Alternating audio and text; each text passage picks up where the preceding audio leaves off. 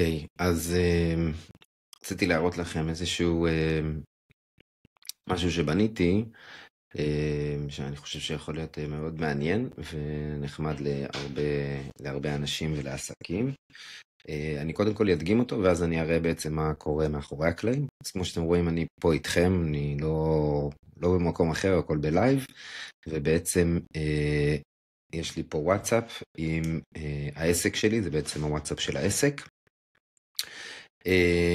ואני עכשיו אשלח הודעה, קודם כל אני אדגים, אז נגיד אני אשלח הודעה, what is your company called, אוקיי, וממש בעוד כמה רגעים ספורים אנחנו נקבל בעצם את התשובה, והתשובה תהיה בוויס, התשובה תהיה תשובה קולית תמיד, אבל אנחנו יכולים להתכתב איתו בטקסט או בוויס. אז הנה התשובה, ואני משמיע לכם אותה עכשיו. Oh, hey there. I am part of an AI team where helping people and businesses with AI solutions and automations is what we're all about. How can I assist you today? אוקיי, אז בעצם הוא עונה לנו, ואם לא זיהיתם, הקול, הוויס שבעצם ענה לנו זה אני, זה שכפול של הקול שלי, שעשיתי דרך 11 Labs, וכמובן, כמו שאמרתי, אפשר גם לשלוח voice, אז נראה איך זה עובד רגע. אוקיי, I understand, and where are you located? אוקיי, אז אני שואל איזושהי שאלה בסיסית, וממש עוד רגע אנחנו נקבל תשובה בעצם מהאוטומציה שעכשיו קורית ברקע, ותכף אנחנו גם נראה איך האוטומציה הזאת בנויה. ממש עוד רגע זה אמור להופיע, הנה, ואני משמיע לכם מהטלפון כדי שתוכלו לשמוע טוב. Oh, I'm all online, ready to help you whenever you need. Think of me like your friendly tech consultant who's just a message away. אוקיי. כמובן שאפשר לשחק עם זה מבחינת ההגדרות ולחייל אותו לצורך שלכם, אבל בואו נסתכל שנייה איך זה בנוי. אז בעצם הכל בנוי פה על איזשהו תרחיש במייק. מי שלא מכיר, make.com זה מערכת אוטומציה שאפשר ללא קוד בעצם לעשות כל מיני תהליכים בעסק או בחיים בכלל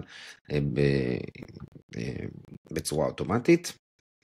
ובעצם היא קיימת כבר הרבה מאוד שנים, בעבר זה היה נקרא אינטגרומט. מי שמכיר את זאפייר זה מאוד מאוד דומה, פשוט קצת ממשק אחר. אני מעדיף את מייק, אבל כמובן שהרבה מאוד מהדברים אפשר לעשות גם בזאפייר למי שמעדיף. ובגדול מה שאנחנו מסתכלים עכשיו עליו זה נקרא סנריו באנגלית, או בעברית תרחיש, שמתחיל תמיד משמאל לימין. ובעצם יש לנו פה קודם כל איזשהו מודול של וואטסאפ. במקרה שלי שמתי פה וואטסאפ רשמי, אפשר לעשות את זה גם עם וואטסאפ לא רשמי, עם כלים צד שלישי. ובעצם מה שהוא עושה זה מודול שנקרא Watch Events, שבעצם בודק ומחכה כל הזמן להודעה קולית או טקסט שנכנס. אחרי זה יש לנו ראוטר שכל התפקיד שלו זה בעצם לפצל את התרחיש, מכיוון שיש לנו בעצם בתוך התרחיש שתי אפשרויות, אפשרות של טקסט ואפשרות של voice, של קול. אז זה שתי תרחישים שהם טיפה שונים, ולכן אנחנו צריכים פה איזשהו פיצול. וכדי שהוא ידע, אז אנחנו בעצם שמים פה condition, בעצם איזשהו פילטר, שאומר לו כאשר ההודעה היא הודעת טקסט, אתה הולך בעצם לתרחיש העליון, וברגע שזה הודעת קול, אתה הולך לתרחיש התחתון. עכשיו, למה צריך שתי תרחישים במקרה הזה?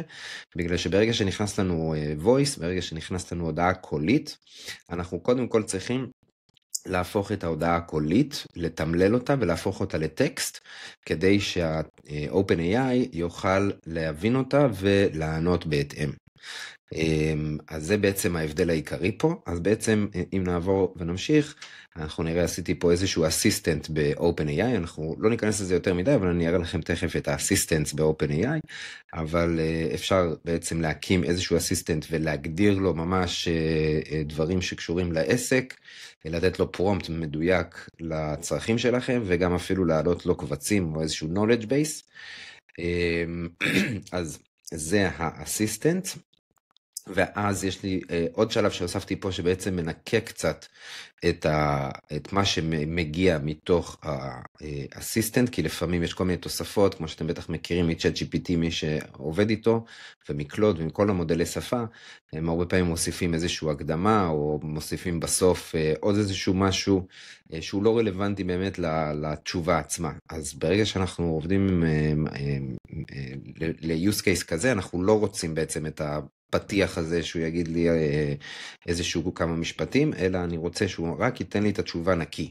אז בעצם השלב הזה מנקה את התשובה, את הטקסט או את מה שזה לא יהיה, שהתשובה בעצם מתוך האסיסטנט, ואחרי זה עובר ל-11 Labs, זה חיבור ב-API ל-11 Labs, מי שלא מכיר, 11 Labs זה בעצם, יש שם הרבה מאוד דברים, אבל בגדול זה בעצם מקום שאפשר להשתמש בקולות, ב-voice שהוא מג'ונרט AI voice, יש בתוך 11 Labs, אני אראה לכם רגע, ניכנס לפה, זה 11 Labs, ובתוך 11 Labs יש לנו המון קולות שאפשר לבחור מביניהם, ואנחנו יכולים גם לעשות בעצם קלונינג, לשכפל את הקול שלנו, לאמן את ה-AI על הקול שלנו. אז מה שעושים בשביל לאמן זה מאוד פשוט, הולכים לפה ועושים add a new voice, ואז פה יש לנו שתי אופציות, instant voice clone ו-professional voice clone. האינסטנט צריך לתת לו איזשהו קטע של בין 2 ל-5 דקות, ממש כמה דקות, לא משהו ארוך מדי, ואז הוא בעצם מאמן את הקול שלכם, והפרופשיונל הוא קצת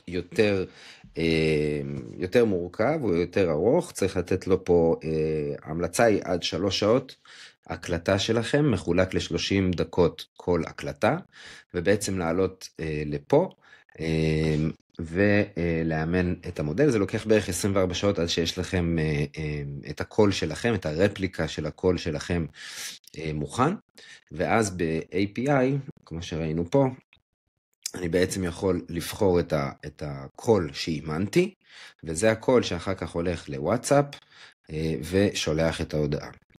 הודעה קולית במקרה הזה.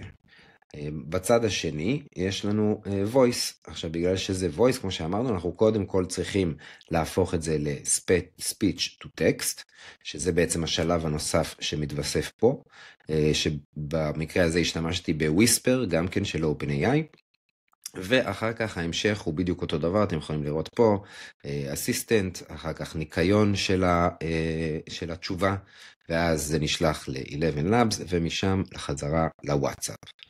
אם שנייה נסתכל גם על האסיסטנט, בשביל לקבל ככה את כל התמונה, אז מי שלא מכיר, כשהולכים לפלטפורם.openai.com, אנחנו בעצם מגיעים לתפריט הזה, יש לנו פה למעלה פלייגראונד, שזה בעצם דומה כמו ל-ChatGPT, אנחנו יכולים לשחק פה ולשאול ולעשות צ'אט, ופשוט פה יש אופציות קצת יותר מתקדמות לפעמים, עם הטמפרטורה ועוד הרבה משתנים.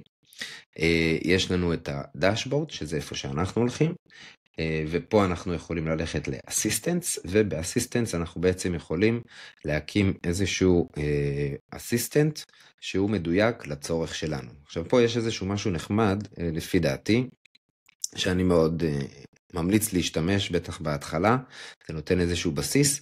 אם תסתכלו פה יש לנו את השם שאנחנו נותנים בעצם לאסיסטנט, ואחרי זה יש לנו System Instructions, שזה בעצם הפרומפט שאנחנו נותנים לאסיסטנט, מה אנחנו רוצים שהוא יעשה, איזה תפקיד אנחנו רוצים, מה בעצם אנחנו רוצים פה.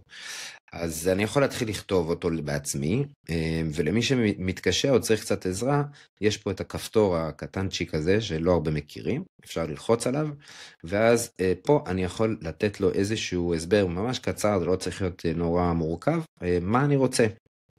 אוקיי, מה אני רוצה בעצם לעשות, ואז הוא יבנה לי איזשהו prompt system instructions בסיסי, ראשוני, ואחרי זה אני עושה לזה עוד קצת איזשהו מודיפיקציה, עוד קצת שינויים ועריכה שלי, אבל בסוף יוצא לכם משהו בסגנון הזה, כמובן זה יכול להיות הרבה יותר ארוך, או יותר קצר, שוב תלוי בצרכים שלכם,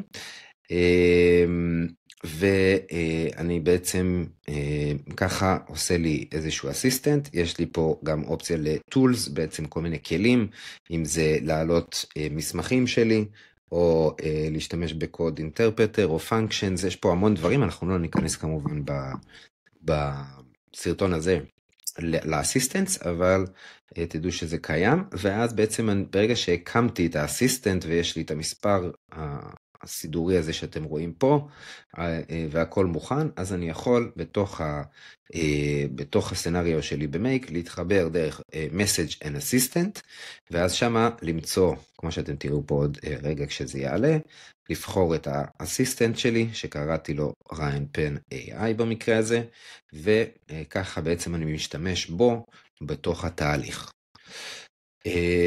זהו, אני רוצה להשאיר את זה ככה יחסית פשוט, אפשר לדבר פה עוד על כל מיני דברים, אבל אני החלטתי להשאיר את זה פשוט, וזהו, זה הסיפור. כרגע זה עובד באנגלית, כמובן שאפשר גם בעוד שפות, בעברית עוד לא הצלחתי, אז אם למישהו יש איזשהו רעיון איך לעשות בעברית אני אשמח לשמוע. זהו, מקווה שנהנתם, מקווה שזה נתן לכם איזשהו ערך. זהו, יאללה ביי. Brought to you by Whitehawk Consultancy, specializing in AI solutions for businesses.